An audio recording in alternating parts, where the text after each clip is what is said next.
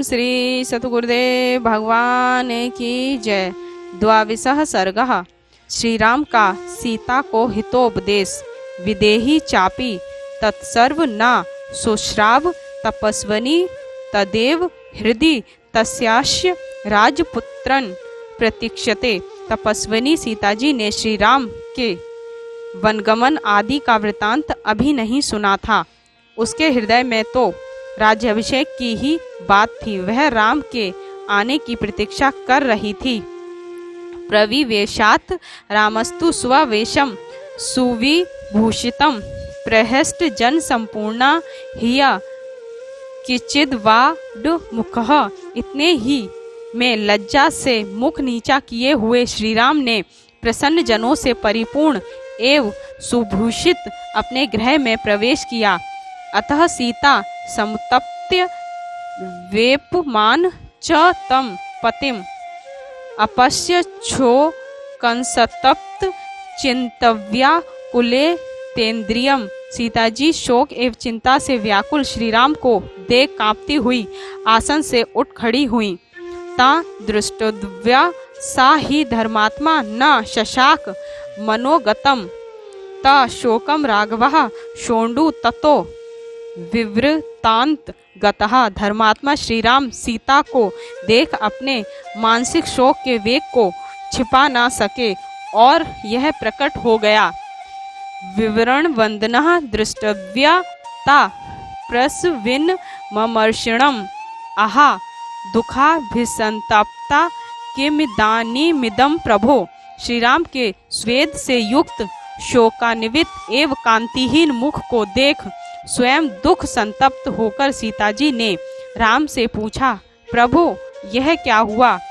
इति विलपन्ति ता प्रोवाच रघुनंदनः सीते तत्र भवा संतातः प्रवाज्यति मां वनम।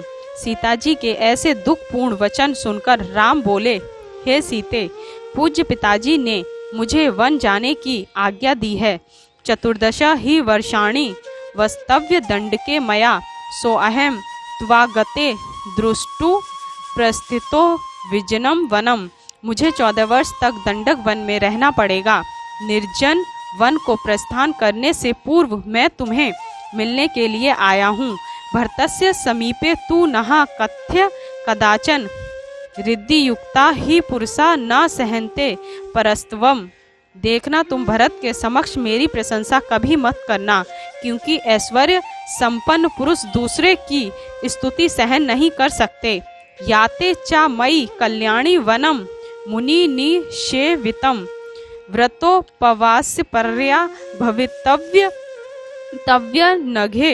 हे पाप रहित कल्याणी, मेरे मुनियों द्वारा सेवित वन को चले जाने पर तुझे व्रत उपवास आदि पूर्वक रहना चाहिए, अर्थात श्रृंगार आदि नहीं करना चाहिए।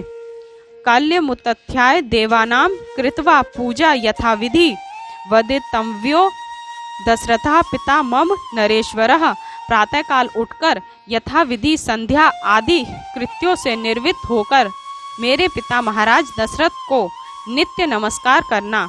माता चा मम कौसल्या वृद्धा संताप्त कर्षितः धर्म में वाग्रतः कृत्वा त्वत् सम्मान मर्हित।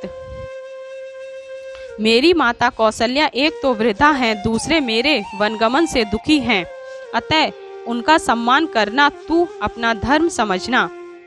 वंदित वेश्या ते नित्यम या शेषः मम मातरः स्नेह प्रणय संभोगे समा ही मम मातरः।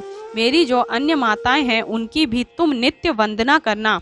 मेरी वे माताएं भी स्नेह सौहार्द एवं लालन पालन के कारण माता कौसल्या के समान ही हैं।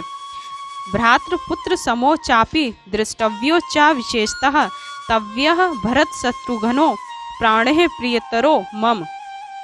भाई भरत और शत्रुघ्न को जो मुझे प्राणों से भी प्रिय हैं, तुम अपने भाई और पुत्र की तरह देखना। विप्रियम न च कर्तव्यम भरतस्य कदाचन स राजा प्रभुषेव देशस्य च कुलस्य च।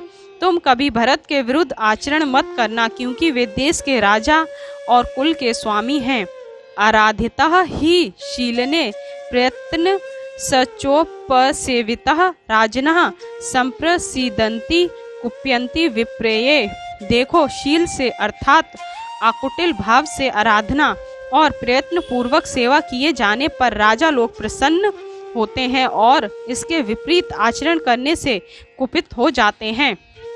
अहम गमिष्यामि महावनम प्रियतव्या हि वर्तव्यमिहेव भामिनी यथा व्यलीकम कुरुषे न कस्यचित् तथा तव्या कारमिदम वचो मम। हे प्राणप्रिय, मैं तो वन जाता हूँ। हे भामिनी, तुम्हें यहीं अयोध्या में रहना होगा। मेरी तुम्हारे लिए यही शिक्षा है कि तुम ऐसा आचरण करना जिससे तुमसे कोई बुरा ना माने।